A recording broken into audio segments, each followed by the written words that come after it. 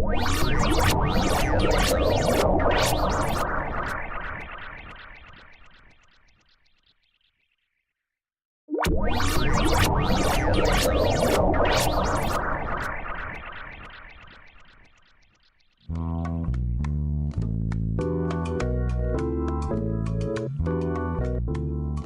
se rappellera par exemple que dès 1978, il y a eu création d'un diplôme supérieur du travail social avec une option recherche. Il y avait deux autres options, encadrement et formation. Aujourd'hui, le contexte est un peu différent. On a d'abord l'opportunité d'harmoniser les formations sur le plan européen avec le système dit LMD. Et compte tenu du retard pris par la France, il paraît intéressant de reprendre cette question et donc de faire un lien entre la question du doctorat et la question de la recherche en travail social. Alors qu'est-ce qui fait que c'est une question d'actualité? Je dirais qu'il y a deux choses. Un, il existe aujourd'hui 4 associations qui se sont positionnées sur ces questions-là, mais qui se sont positionnées de manière différente. Donc le problème est que pour faire avancer ce dossier et pour valoriser le travail social, cela suppose qu'on puisse faire le point sur ces divisions, parce que du point de vue de la visibilité du travail social, si on arrive en ordre dispersé, ça va être beaucoup plus difficile de se faire entendre. Et deuxièmement, du point de vue de la question sociale et de la situation du pays, des publics vulnérables, etc., nous faisons l'hypothèse qu'il y a des changements importants qui se sont produits dans les politiques, dans la société et dans les difficultés des personnes. Et donc la recherche, c'est l'occasion de produire de la connaissance sur des phénomènes nouveaux ou des phénomènes qu'on jugerait mal connus, difficiles à cerner. Il y a un débat très fort sur la légitimité que les travailleurs sociaux pourraient avoir ou non à se positionner en termes de recherche ou en termes d'affirmation d'une discipline. Pour schématiser les choses, il y a d'une part les partisans d'une recherche en travail social plutôt axée sur les pratiques, en disant que finalement l'activité réelle des travailleurs sociaux est mal connue et qu'une façon de valoriser leur travail, c'est aussi de valoriser la recherche portant sur cette activité, donc en travail social. Pour d'autres, au contraire, en fait, dans le domaine du travail social, ce qui est important, c'est un certain nombre d'objets d'études qui peuvent être analysés ou étudiés aussi bien par des travailleurs sociaux que par des chercheurs.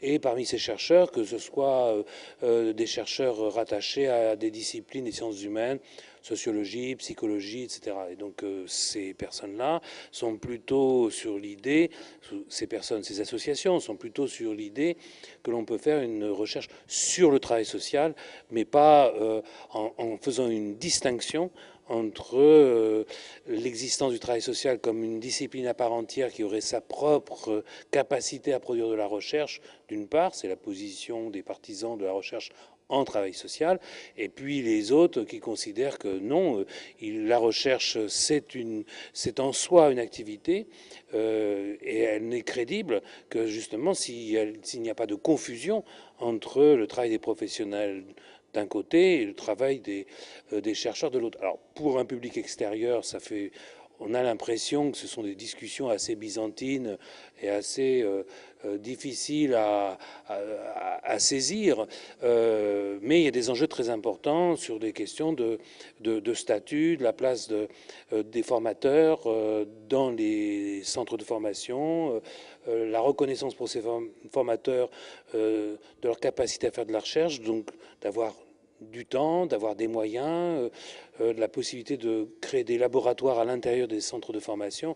Donc il y a des enjeux institutionnels quand même très importants au-delà des questions sémantiques. Pendant longtemps, on a présenté les choses de manière clivée et on évoquait avec plein de guillemets le terrain qui était celui de la pratique professionnelle, et puis des lieux de savoir, et notamment l'université.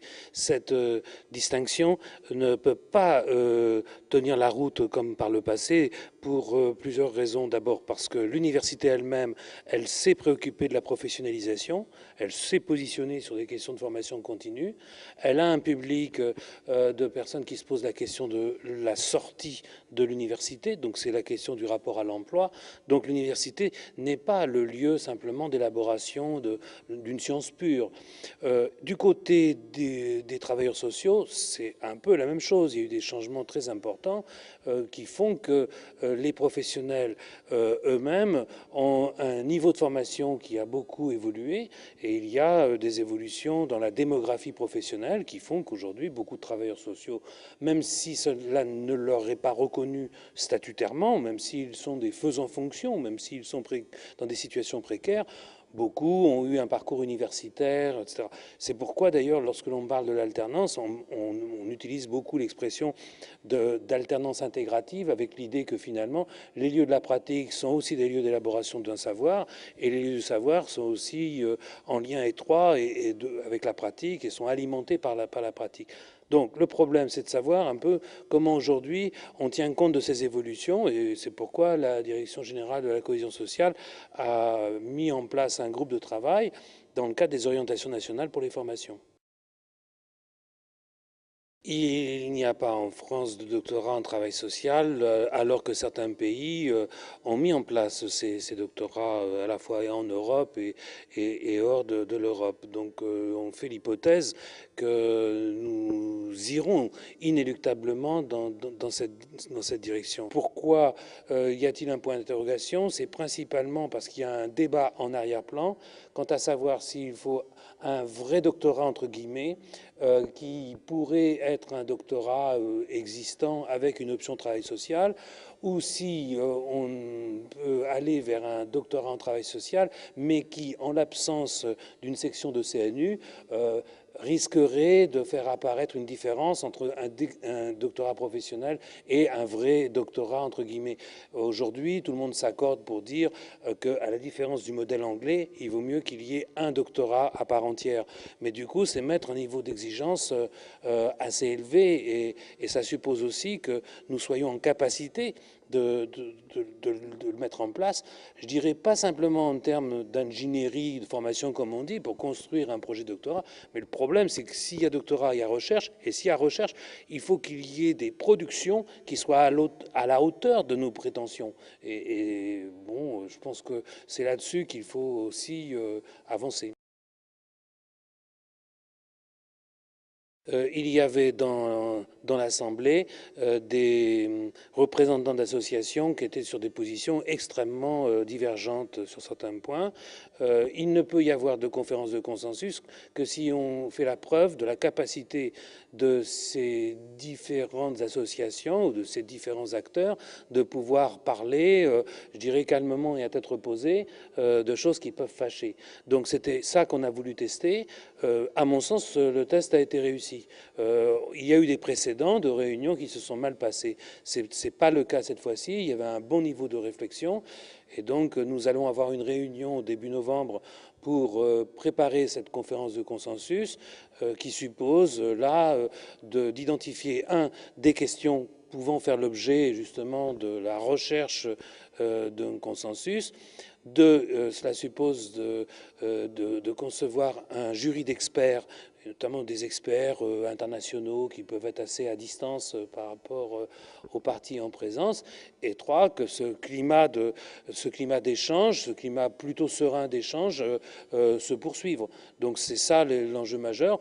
Moi j'en tire plutôt un bilan assez positif, mais il faudra qu'on continue à travailler avec les autres partenaires pour voir si on est en capacité de réaliser cette opération. Une conférence de consensus, c'est quelque chose qui suppose un travail en amont assez important, qui suppose des financements qu'on n'a pas, qui suppose un pari sur notre capacité à produire des recommandations. Donc je crois que dans l'Assemblée, tout le monde était à peu près d'accord pour prendre le risque de cette aventure.